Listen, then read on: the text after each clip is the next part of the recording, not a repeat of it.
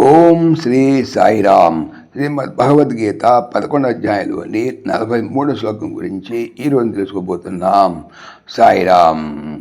అర్జునుడు గత శ్లోకంలో ఇలా అన్నారు: నా చరిత్రలో ఓ కృష్ణ, మీ యొక్క ఈ మహిమను తెలియక పొరపాటున కానీ చనువు వలన కానీ సగుడవని తలంచి, ఓ కృష్ణ, ఓ యాదవ, ఓ సఖా అని అలక్ష్యముగా గూర్చి నేనేది చెప్పితునో, మరియు విహారం సల్పినప్పుడు కానీ, పరుండినప్పుడు కానీ, కూర్చున్నప్పుడు కానీ, భుజించినప్పుడు కానీ, ఒక్కరుగా ఉన్నప్పుడు కానీ, లేక ఇతరుల ఎదుట కానీ పరిహాసం వరకు ఏ అవమానములు గావించుతునో ఆ అపరాధములన్నింటినీ అప్రమేయులుగా మీరు క్షమింపజేయి వేడుచున్నాను అన్నాడు.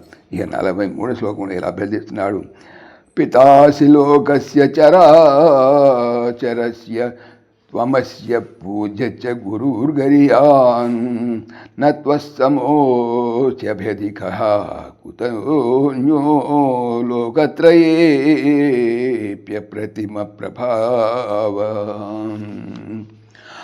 అప్రతిమ ప్రభావ, సాటిలేని ప్రభావం కలవాడా, త్వం నీవు, చరాచరస్య స్థావర జగమాత్మకమైన అన్యలోకస్య ఈ ప్రపంచమునకు పితా తండ్రివి, అపి అయ్యున్నావు, చ మరియు పూజ్య పూజింపబడదగిన వాడవును, గరీయాన్ గురుహు సర్వశ్రేష్ఠుడైన గురువును, లోకత్రయే అపి లోకములందును, త్వస్సమః నీతో సమానమైన వాడు, నా అస్తి లేడు, అభ్యధికః మించినవాడు, అన్యః మరి ఒకడు, కుతః ఎక్కడా అనగా ఎట్టుకుండగలడు.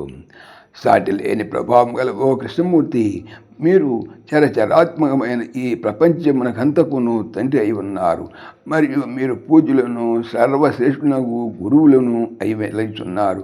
ముల్లోకములందు మీతో సమానమైన వారు లేరు, ఇక మేము మించిన వారు మరి ఒకరు ఎట్లు ఉండగలరు.